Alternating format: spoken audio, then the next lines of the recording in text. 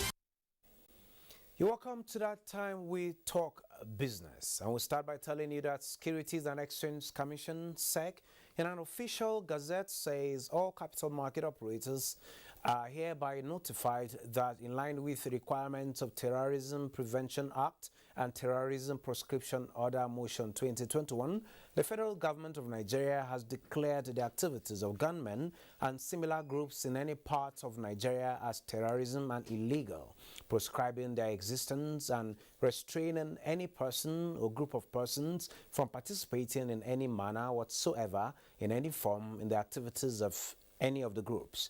All capital market operators are required by this circular to screen and verify every client against the proscribed groups and file any suspicious transaction, as well as report immediately to the Nigerian Financial Intelligence Unit. The President of the Senate, Ahmad Lawan, says Nigeria cannot continue to borrow endlessly to fund its annual budget, blaming federal government ministries, departments and agencies for failing to generate enough revenue. In his opening address after resumption, Lawan noted that the oversight of implementation of the budget was a critical function of the National Assembly. The Senate President stated that the lawmakers must strategize on effective oversight of the implementation of the 2022 Appropriation Act. He reminded the House that this is going to be the last budget that would be fully implemented for 12 months in the life of the 9th Senate. He also said funding of the 2022 budget is predicated on significant borrowing and the country is caught between the devil and the deep blue sea. That construction and provision of infrastructure is needed in all parts of the country for development. U.S. officials in the aviation sector said the start of Verizon and AT&T 5G mobile phone services planned for today would cause a completely avoidable economic calamity. Airlines fear Band C 5G signals will disrupt planes' navigation systems, particularly those used in bad weather. The warning was issued in a letter sent to the U.S. aviation authorities. The chief executives of American Airlines, Delta Airlines, and United Airlines were joined by others in saying immediate intervention is needed to avoid significant operational disruption to air passengers, shippers, supply chain, and delivery of needed medical supplies, including vaccine distribution. And now, the Nigeria rice revolution has attracted a huge investment along its value chains, lifting millions of farmers out of poverty. Key players in the rice industry say unveiling of the rice pyramids by President Muhammadu Buhari shows that the country has met her target of rice sufficiency. Musa Aliu has details. It was a journey that started 7 years ago with President Muhammadu Buhari sowing some grains in Kebbi State. Statistics provided by the Central Bank of Nigeria showed that as at December 2021, 4,400,000 farmers were financially supported. Integrated rice milling industries increased from functional 6 in 2015 to about 200 in 2021. This has reduced the importation of processed rice from other countries such as Thailand to nearly zero. By 2016, rice imports from Thailand had fallen to just only 58,000 metric tons. As at the end of 2021, they only exported 2,160 metric tons of rice to Nigeria, thereby saving Nigeria foreign exchange and helping to preserve jobs for our people. With Thailand recording zero importation of rice into Nigeria, the country has pledged to key into the Nigeria's Rice Revolution project. This, the representative said, will include the establishment of milling industries in the country. Thailand is cooperating seriously with the Nigerian government and any other business stakeholder of agribusiness in Nigeria.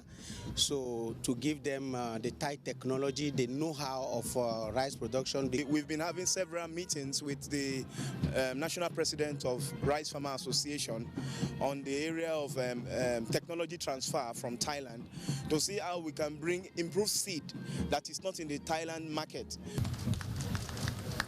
The efforts of smallholder farmers, who are the major producers of food consumed in the country, were recognized by key players, including some state governors. That is why we, as Nigerians, have taken to heart our father, President Muhammadu Buhari's charge, that we should grow what we eat and eat what we grow. Feeding Africa and feeding Nigeria is a key to success.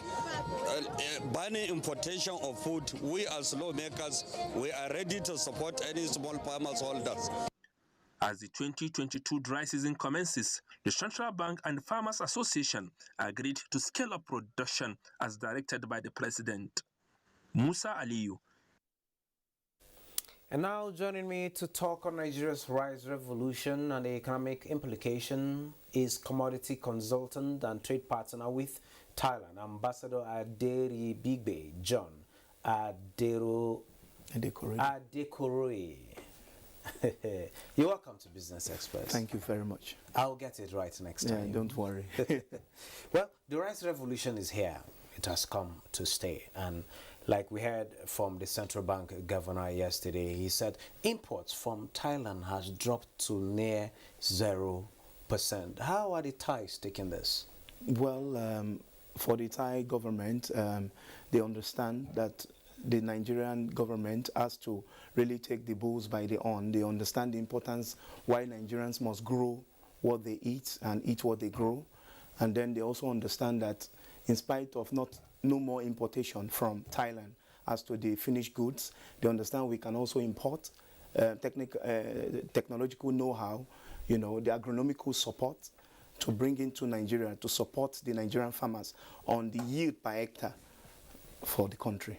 So are talks ongoing already on this technology transfer? Because we understand Thai does not have the kind of land Nigeria has got, talking about the mass land we have. And they've been able to produce this rice from not just Nigeria and Africa, but the world.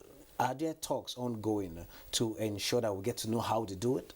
Yes, there was actually a talk that the Rice Farmer Association, they opened up with the embassy of Thailand to Nigeria here in Abuja last year.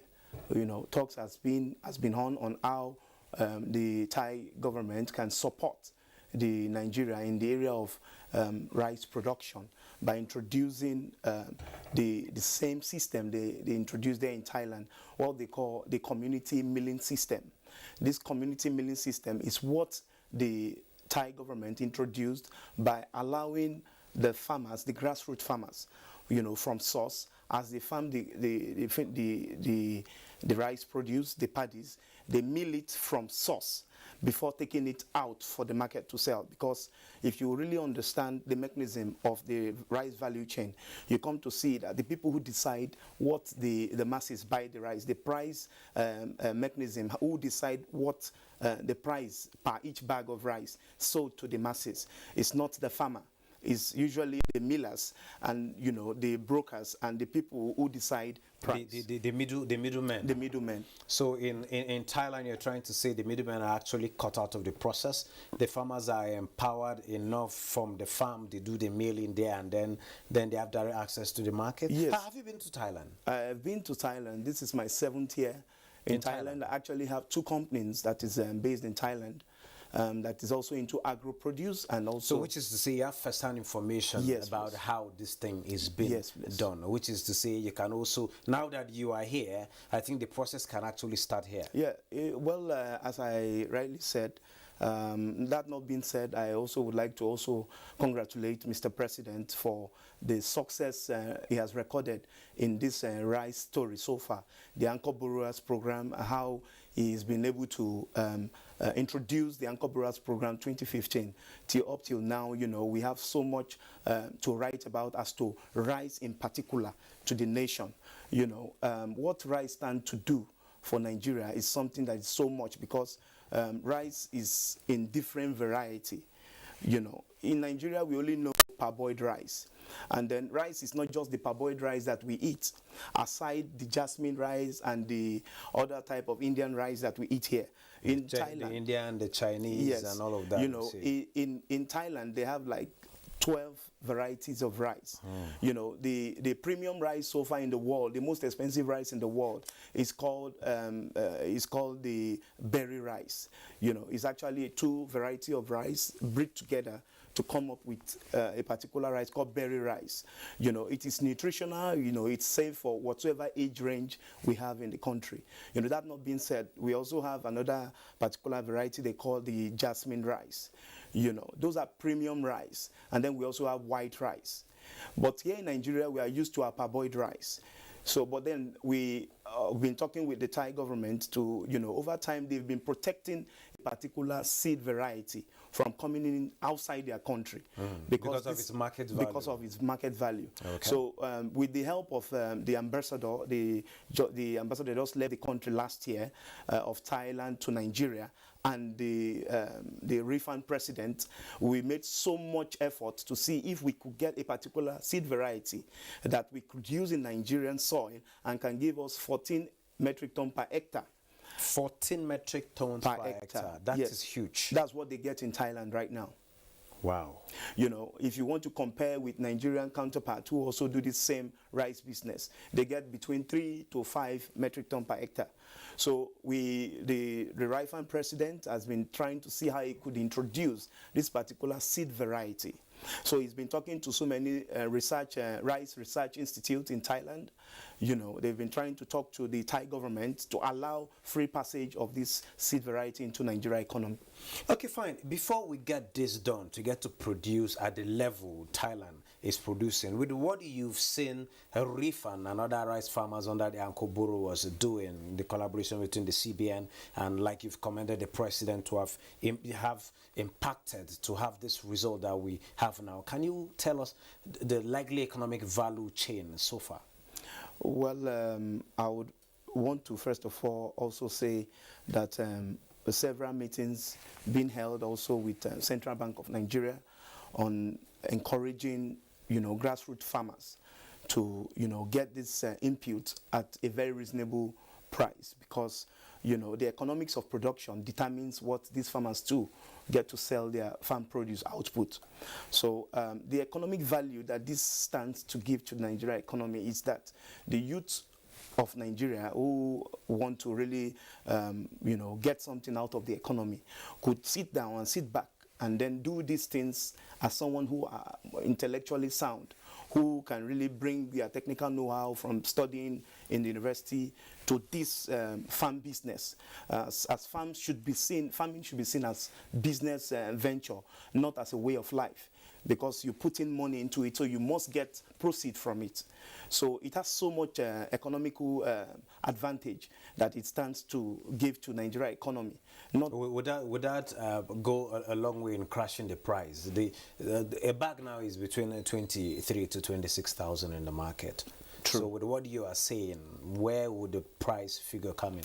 Well, the price figure will come in the area of the government supporting the Rice Farmer Association in land preparation. You know, thank God the federal government in its wisdom has introduced an agency called NADA.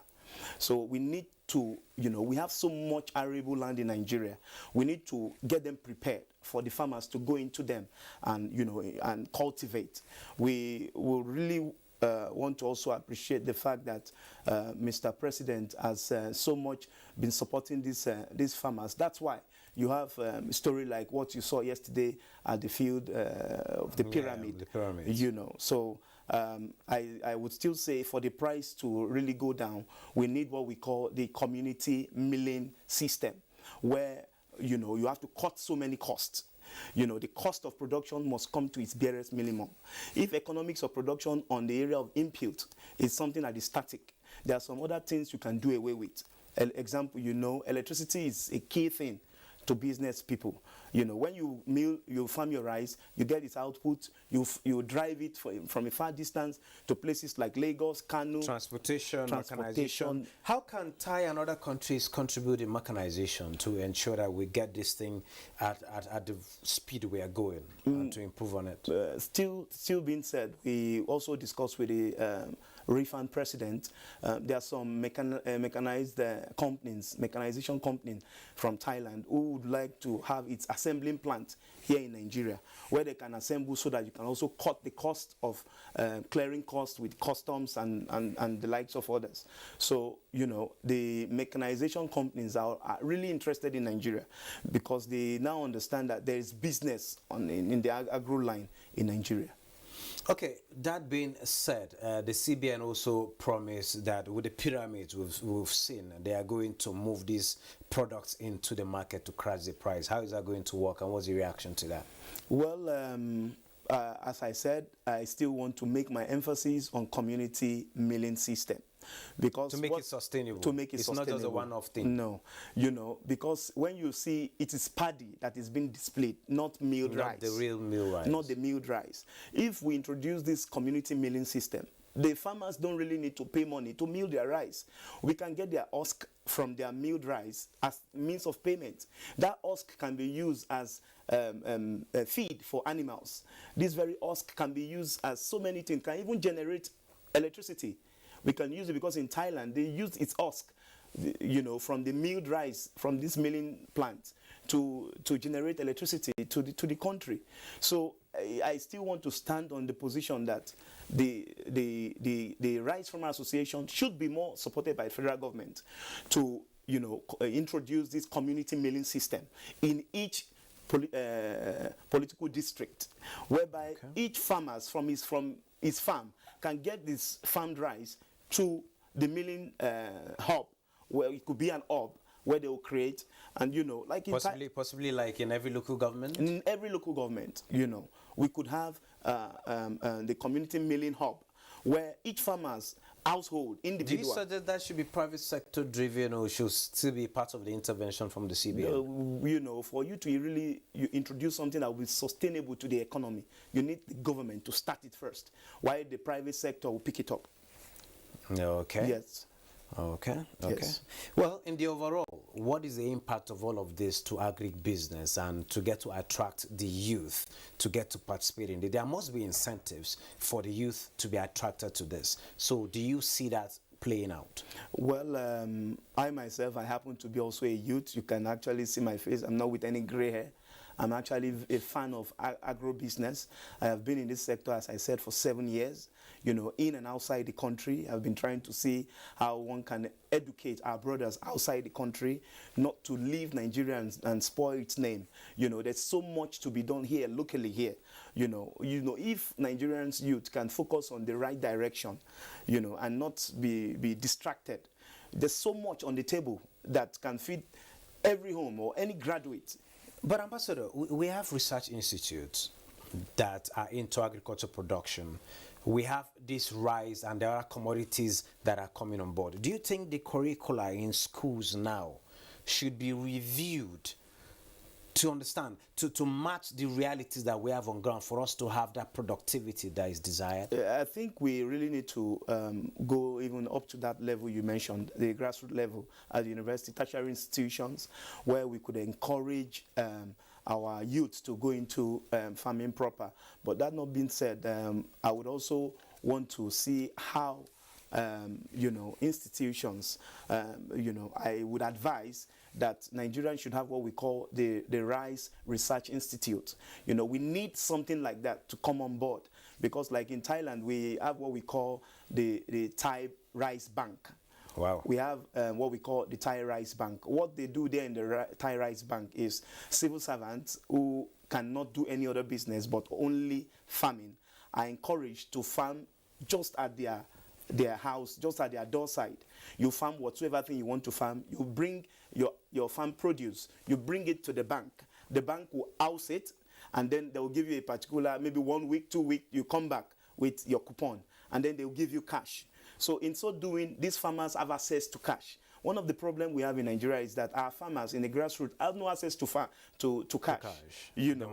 Some of them, 500 naira is really huge. So when this kind of Anchor Brewers program that Mr. President has been trying to see how we can support the farmer in the grassroots, when they get this kind of input, they really don't understand how they can see it as a business and not as a way of life. If they could see it as a loan. It is a continuous thing that should be followed up. Yes. And more education and enlightenment needs to be done. True. Thank you so very much, Ambassador Aderi Big Bay John Ade Korede. You've tried this time. Oh my God, I told you. Thank you for sharing your thoughts with us at this particular time. You're welcome. Thank you. Well, let's take a trip to the commodities market.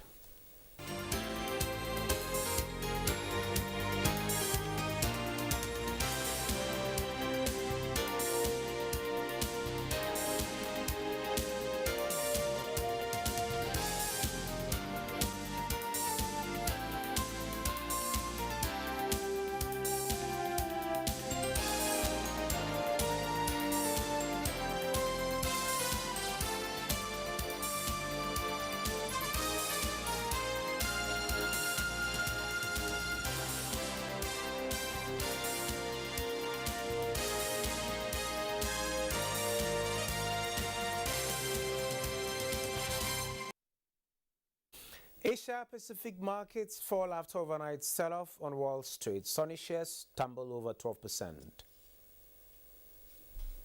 Hello and welcome to the Global Market Review. Now let's start by telling you that the African continent can now have access to local cloud services across the region for the first time. This follows the opening of a data center in South Africa by Oracle, joining the likes of Microsoft and Amazon in setting up facilities in the southernmost country on the continent. Now, in the equities market, stocks traded mixed. South Africa's JSE Africa Top 40 climbed 1.05%, with Tunisia's Tunidex also rising 0.43%, while Kenya's Nairobi All Share and Namibia's overall index were both negative. In Asia, markets fell across board this Wednesday following an overnight sell-off on Wall Street. The Nikkei 225 in Japan dropped 2.8% to 27,467.23. The Shanghai Composite also declined 0.33%, while Hong Kong's Hang Seng Index topped 0.06%.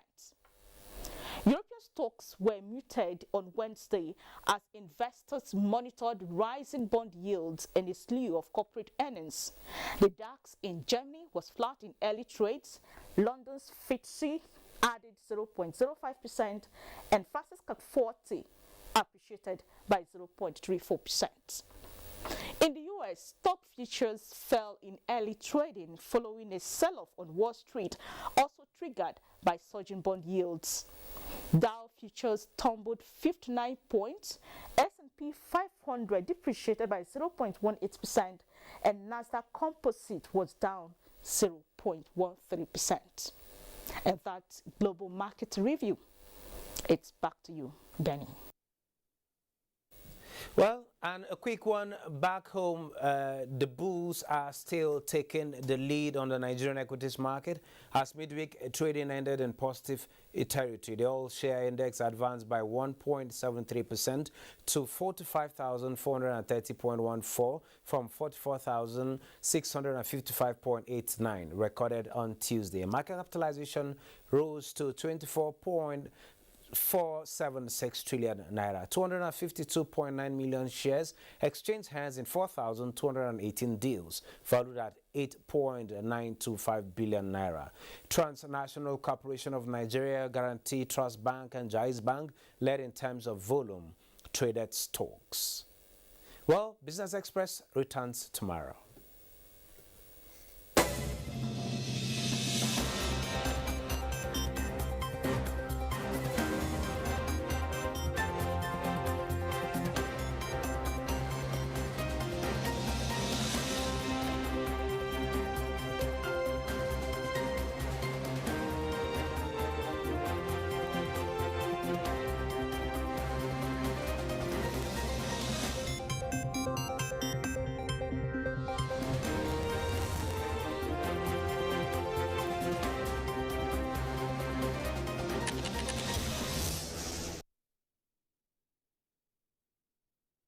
You can watch NTA International live on your TV, computer, iPad, tablet and phone.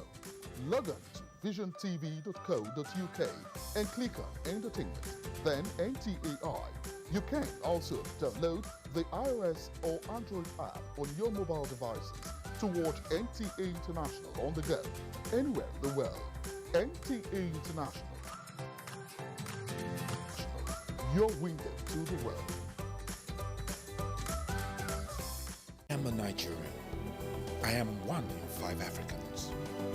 I am a Nobel Prize winner, a soccer champion, a giant of literature, a musical icon. My roots lie in the dusty Sahel of the north, in the rich rainforests of the east, in the savanna plains of the west, and in the oil-filled swamps of the delta. My strength flows from the waters of the Niger and the Benue. Nigeria is my home. I am the voice of 200 tribes speaking more than 200 languages. I am the laughter of the world's happiest people. I am my brother's keeper. I am a child in one of the youngest nations on earth. I am the passion. I am the soul of a continent. I am a Nigerian. From dusk to dawn, 24 hours a day, NTA International is with you. In your living room, office, and everywhere, anywhere. We provide a company you desire in terms of balanced and up-to-date news, programs, and the best of entertainment.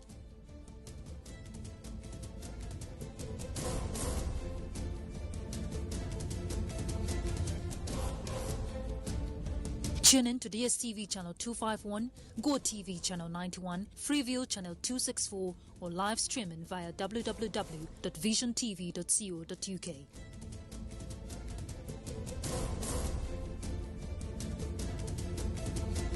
You can also see us on Facebook and YouTube for quality content on the go. NTA International, Africa's window to the world.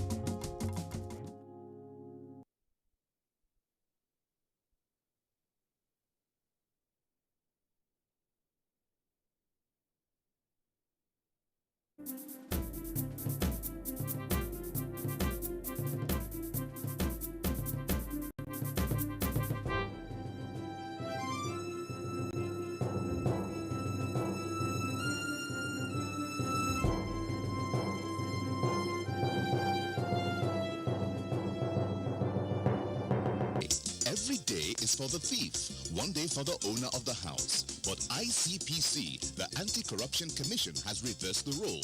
It is now every day for the owner of the house. If you're involved in bribery, over-invoicing, or any shady deal, the day of reckoning has come. ICPC, the Anti-Corruption Commission, is watching you. If you're reported for any corrupt practice, you'll be investigated, prosecuted, and punished. Corruption is harmful to our nation.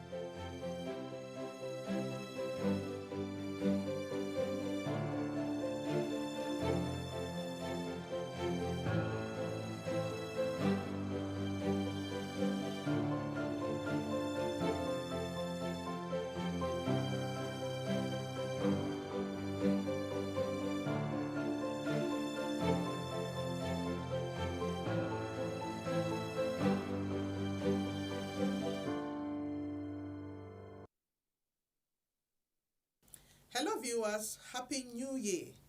Welcome to another exciting edition of your program Corruption Must Go. I am your host, Hawa Sani Garba. As part of activities to end the year 2021, ICPC held an end-of-year party which featured a send-off for retirees and merit award presentation for staff of the commission. On the program today, our focus is on how the day went. But first, please stay with us as Joy Aja brings us updates in the world of anti-corruption.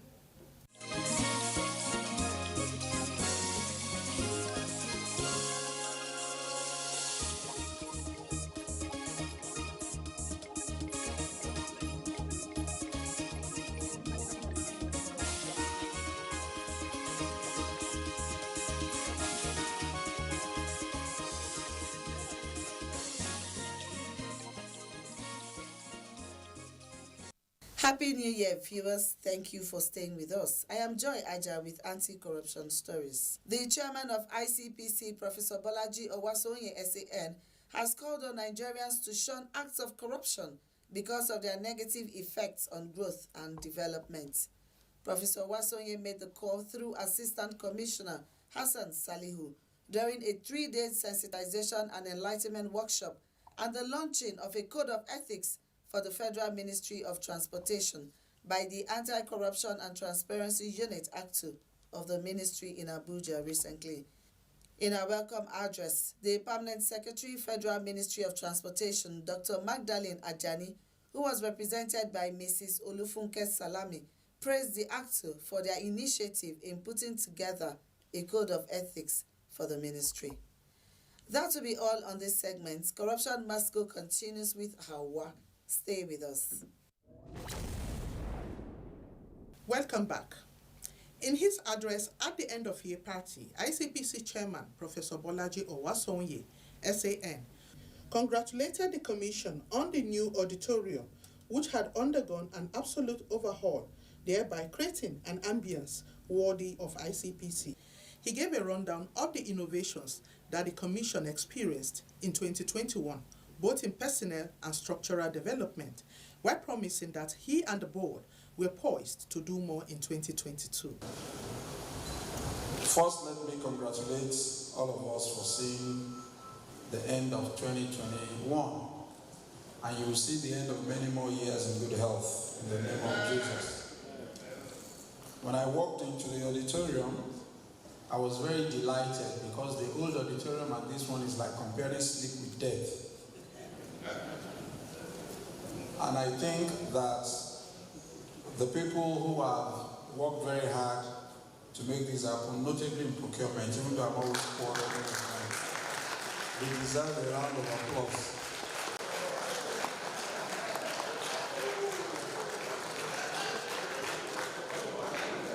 We're very happy that the vision to modernize the auditorium is finally taking shape.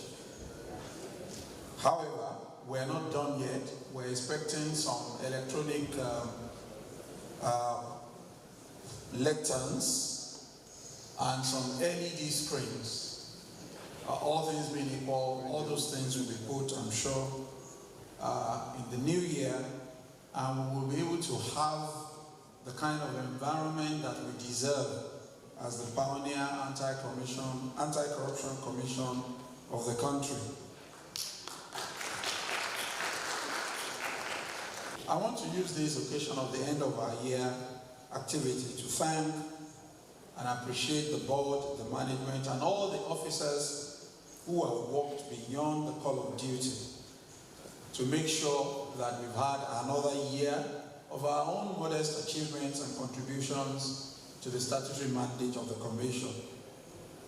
I want to especially congratulate the retirees and the awardees, the retirees in particular because they are finishing strong. It's not easy to work whenever you started up till 60, and you are able, as John Ode, the compare, had mentioned, if there's any command in the service, you don't get to have a day like this. And my prayer is that everybody that is remaining will have a day like this honorably by the special grace of God. That means anything that can deny you of this opportunity, you should stay clear of it and avoid it.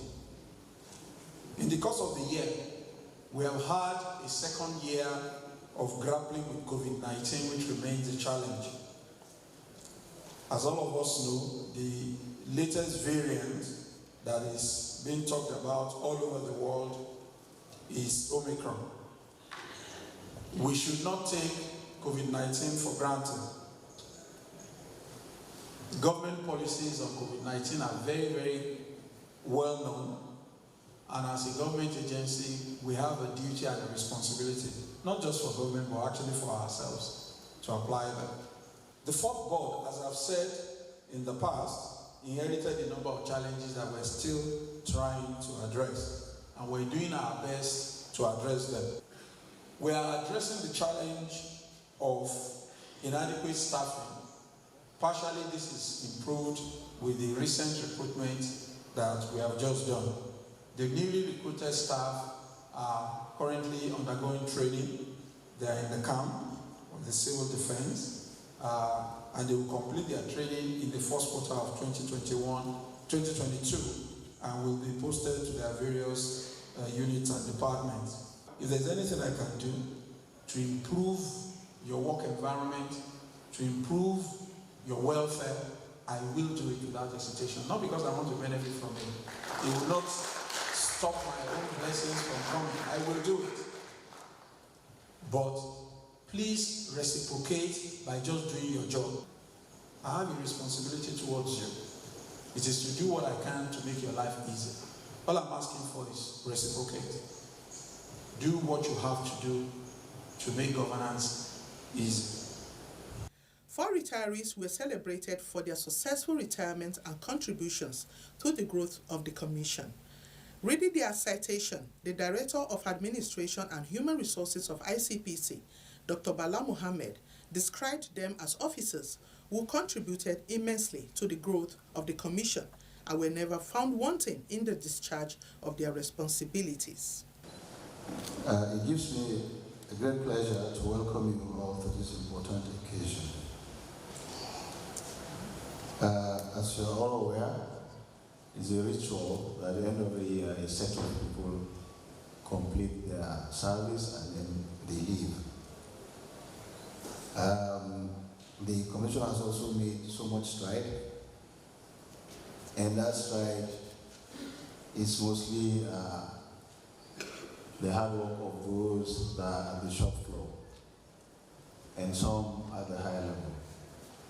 So this occasion is also one of the occasions in which we at least show commendation to staff who have discharged their duties effectively and have contributed in the performance of the Commission. I must state that the retirees this year are lucky. They have a brand new hall that is being launched by them. Thanks. I will proceed, Mr. Chairman, of the biography of the 4 retirees. The first one is Mr. Mike Sorway, who was born on the 15th of October 1961 at Lambert, the local government of Adamawa State. He was appointed into the service of the Commission as a Chief Information Officer on grade level 13 with effect from 1st February 2002. Mr. Sorway was confirmed on the 1st of February 2004. He was the spokesperson of the Commission from 2012 to 2014. Mr. Sorway was promoted to the rank of Commissioner in 2016. He retired as the Director on grade level 17 in the service of the Commission with the effective date of 15th October 2021, having attained the mandatory age of 60 years.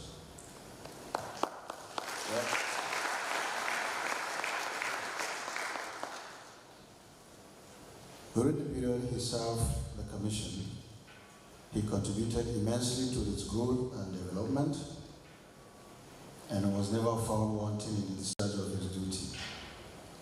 He was hardworking, trustworthy, and his loyalty to the Commission was not in doubt. Colleagues, can you give another round of applause to Mr.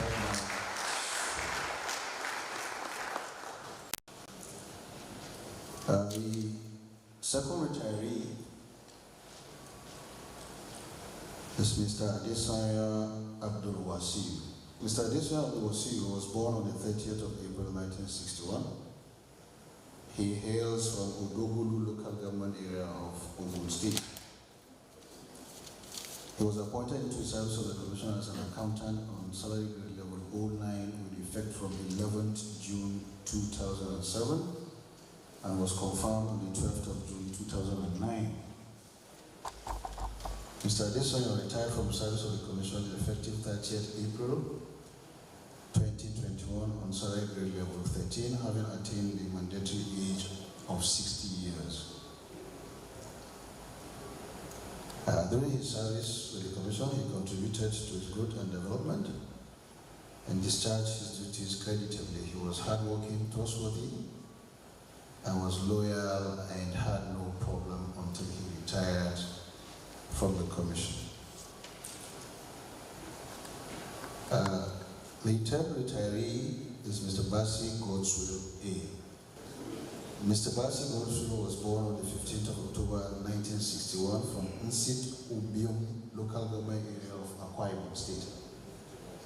He was appointed to service of the Commission as an executive officer with effect from 2nd January 2001 and was confirmed as executive officer on 2nd of January 2003.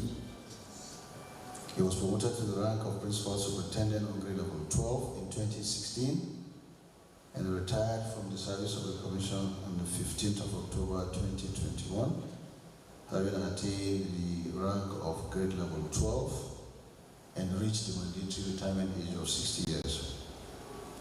During the period he served the Commission, he contributed immensely to its growth as one of the almost pioneer staff of the Commission. He was hard-working, trustworthy, and above all, he was diligent in his duties. The final person is Mr. Isukwem Emmanuel.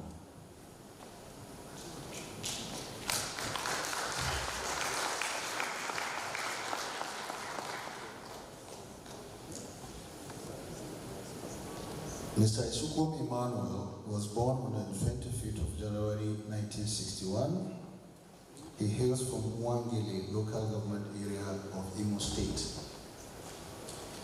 He was appointed into the services of the Commission as a driver mechanic on grade level 4 with effect from 18th June 2001. He was confirmed on the same position on February 1st, 2003 and promoted to the rank of chief driver in 2014. He retired as Chief Anti-Corruption Assistant on salary grade level 7 with effect from 25th of January 2021, having attained the mandatory age of 60 years.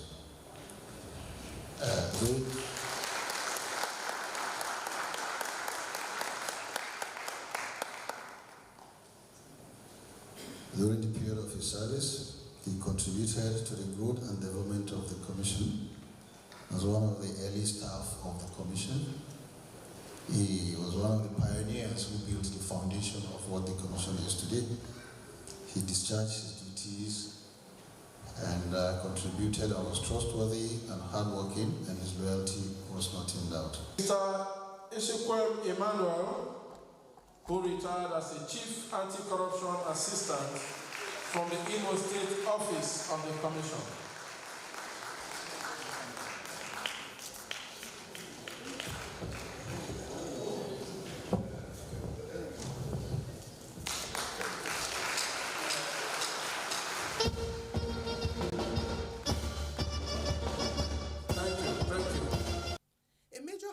Of the day was the presentation of Merit Award to outstanding staff of the Commission under different categories. The first category of awards was given to 3 officers who got the first ever Chairman's Special Award. They were Assistant Commissioner Tunji Jabaru, Chairman's Protocol Officer Zakari Belgore, and the Chairman's Driver Suleiman Lasisi.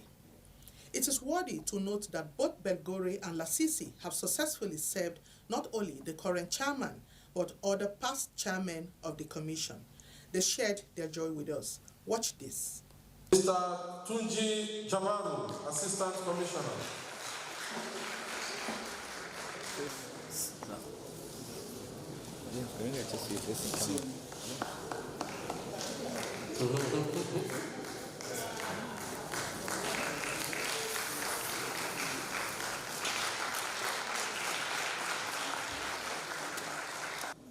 Mr. Zakari Belgore.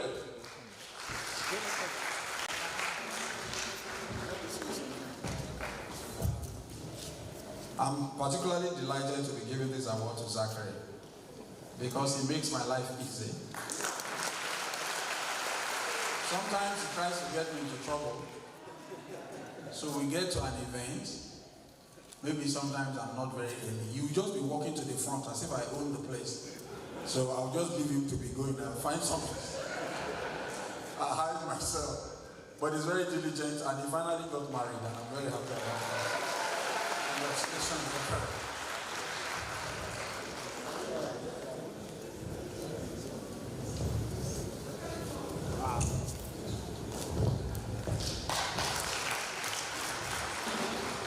Mr. Suleiman Lasisi.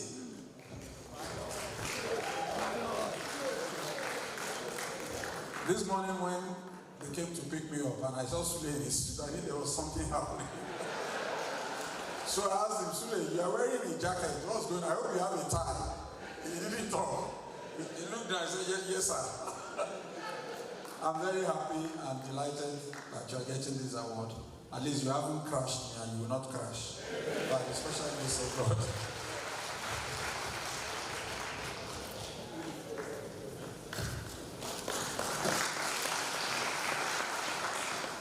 Bello Dauda Onimisi, FSI. Umi Olugasa.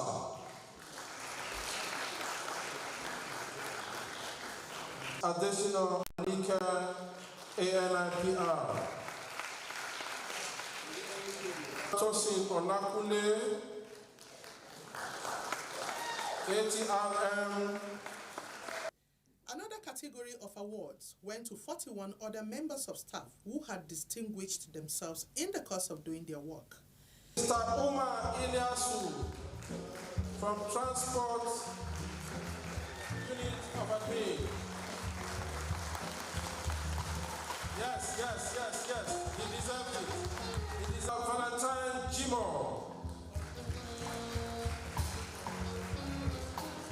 Mr. Agu Confidence are ever agile and ever ready Mr. Kadu Hassan from Investigations Department. Like the chairman has said, I think I'm pleased to hand this award to my secretary, who has been very clear. Thank you very much, sir.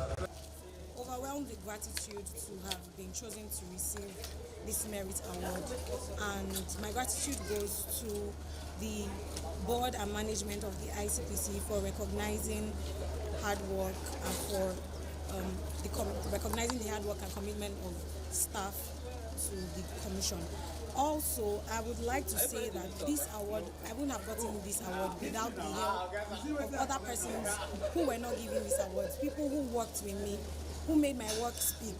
I like to dedicate this award to them, and I like to encourage everyone, whether or not you receive an award or not, just do your work. Whether anyone is looking at you or not, the most righteous judge of all sees you and he recognizes what you're doing. And if we all put in our own parts and play our own part, Nigeria will be a much better place. Thank you very much. It was a day of fun for all, as officers and their families were treated to drama, comedy, music, and a lot to eat and drink. The Honorable Chairman will hold the knife. All others will stretch their hand towards the knife that the Honorable Chairman is holding. And at the last C in ICPC, we cut the cake. So here we go. ICPC.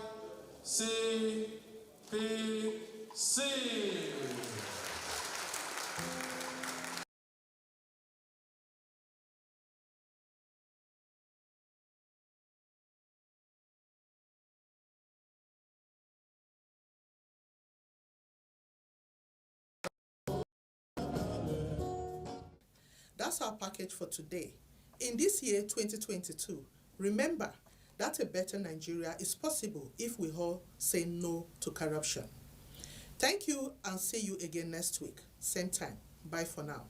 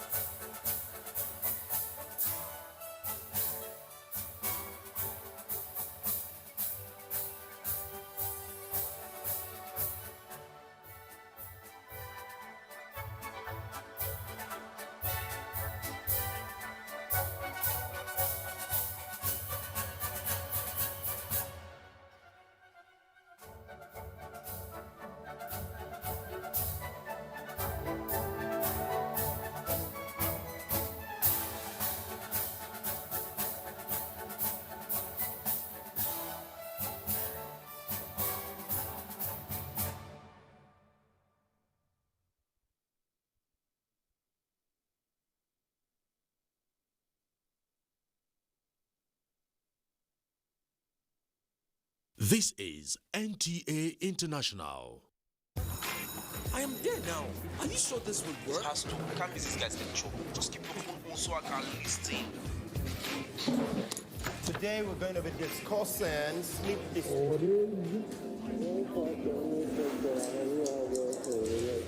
What is the medical term for sleepwalking? Sonambulism. Correct. Get free Intel to Intel calls and experience HD quality conversations every time. Intel. Live more. Mali is a West African country located in the Saharan and Sahelian regions. Its multi-ethnic composition expresses rich cultural heritage. Mali's land is flat and arid, having the Niger River flowing in the midst and providing livelihood in agriculture and livestock. The country has monotonous and plateau plains, which are crossed by the Niger and Senegal rivers as well. The plateau, which is located in the south and southwest extension of Fatwa Jalon Highland of Guinea and the Guinea Highland of Guinea and Côte d'Ivoire, lie between 1,000 and 1,600 feet above sea level. In Mali, dry season lasts from November to June, marked by low humidity and high temperature, and influenced by the Alais and Harmattan winds.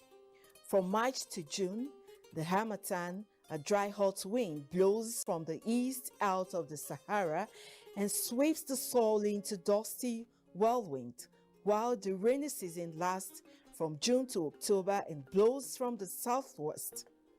Mali is bounded on the north by Algeria, on the east by Niger and Burkina Faso, on the south by Cote d'Ivoire and Guinea, and Senegal and Mauritania on the west. The nation also boasts the flourishing history of the Mali and Songhai ancient empires that held sway from the 13th century through to 18th century. These empires produced leaders such as